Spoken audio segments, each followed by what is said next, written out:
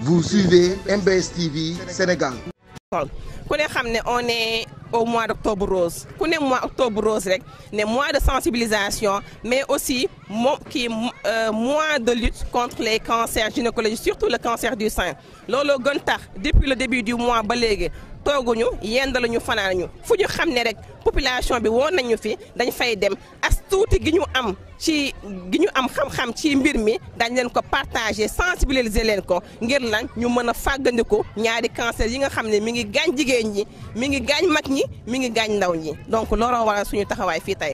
cancer du col de l'utérus ak itamit cancer du sein dina fi jóge fii ci Sénégal ndax ku ne xam na ni référentiel bi képp ku ko lire képp ku ko xam ni santé bi occupé na fi benn place bu am solo référentiel Sénégal 2050 bi di nga xam ni santé bi occupé na fi place bu am solo donc nag ñun ñëpp ñi ngi ñaan ñu fexe bu ñu delluwaatee ci kër yi ñun ñi nga xamante ni ñoo nekk Diamaguène ñee ñoo nekk Pikine képp fi nga xamante quartier boo mënti nekk ngay sensibiliser ña fa nekk jigéen ña fa nekk ak mag ña fa nekk xale ya fa nekk ñëpp ñu mën a ñëw di dépister wu di def dépistage bi pour cancer bi mën fi jóge quoi. waaw ñun waa Pastef nag ku ne xam na ni ñun moom dañuy waajal avant mbir yi di jot ñun depuis boobu ba léegi ñu ngi ci terrain bi.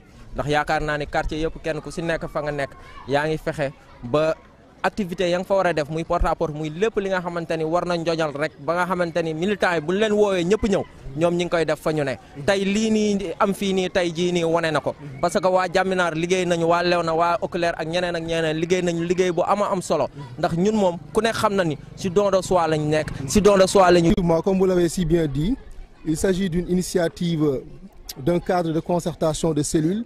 Comme nous avons tendance à le faire, on a eu à organiser beaucoup d'activités par rapport au curage des caniveaux, par rapport également à une circoncision qui a fait un tollé, tant au niveau local que national. Bien entendu, aujourd'hui, nous tenons aussi à lancer un message comme quoi nous ne devons pas garder, comme disait Césaire, l'attitude stérile du spectateur. Nous sommes des patriotes. Tout ce qu'on veut, c'est effectivement faire ce qu'on appelle la pédagogie par l'exemple, c'est-à-dire être toujours sur le terrain, montrer aux populations que, avant qu'on ne soit au pouvoir, nous étions là, à côté de vous. Bien entendu, aujourd'hui encore, nous sommes au pouvoir, nous allons être à vos côtés, nous allons tout simplement poser des actes pour essayer de changer votre bien-être, de changer vos conditions de vie. C'est pourquoi aujourd'hui encore, nous avons jugé opportun de créer une activité sportive dont l'arrière-plan c'est quoi? L'arrière-plan c'est l'Octobre Rose. Et qui parle d'Octobre Rose parle du mois de la femme, parle d'un mois où on a tendance à faire des activités de sensibilisation par rapport à toutes les formes de cancer. Donc aujourd'hui encore, les populations ont répondu massivement. Les cellules de Diaminar, Camp des Gardes, Léona Oculaire, mais également de Médina Course de Guinaw Rail ont mobilisé. Les gens ont pratiqué du sport. Il y avait une ambiance grandiose comme vous l'avez pu le voir à travers les images. Mais par-delà tout cela, les sages-femmes qui étaient là ont pu transmettre le message selon lequel la pratique sportive contribue efficacement à la réduction du taux de cancer. C'est pourquoi aujourd'hui encore, nous disons que Pastef est toujours dans la même dynamique.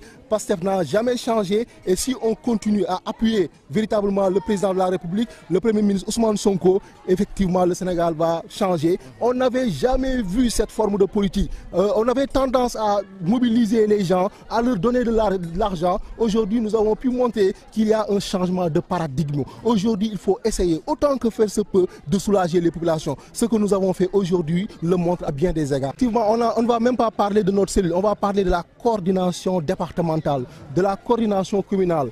Comme à l'accoutumée, avant qu'on ne fasse cette activité, on a eu à discuter avec notre coordonnateur Modou Mengueye. On le remercie de passage. On a discuté avec tout le monde, y compris toutes les cellules. Mais aujourd'hui, vous avez vu la mobilisation de la cellule de Diamaguène. Mame Diarra, effectivement, a apporté une participation. On n'attend pas ça d'elle. Mais ça montre que tout Pastef est solidaire. Aujourd'hui, on s'est solidarisé. Mais le message qu'on a lancé, c'est quoi? On n'est même pas encore de plein pied dans la campagne. On n'a pas attendu que la campagne commence pour qu'on fasse des activités, pour qu'on mène des activités. Ces activités que nous menons, nous les menons avant la campagne, nous les menons pendant la campagne, nous allons continuer à les mener après la campagne. Donc le message qu'on tient à lancer, c'est quoi? Il faut qu'on continue à se solidariser, il faut qu'on continue à se mobiliser, il faut essayer autant que faire se peut d'accorder une majorité à l'Assemblée nationale au président de la République, parce que ça va lui accorder ce qu'on appelle les coups de franche. Ça va lui permettre de dérouler les bonnes politiques de la nation.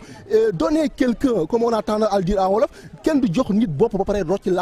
on lui a accordé véritablement les pouvoirs qu'il a présentement, c'est-à-dire qu'il est le président de la République, mais on doit aussi lui donner une majorité confortable à l'Assemblée nationale. Ça va continuer véritablement aux différents projets de loi qu'on va voter pour pouvoir changer le vécu quotidien des populations.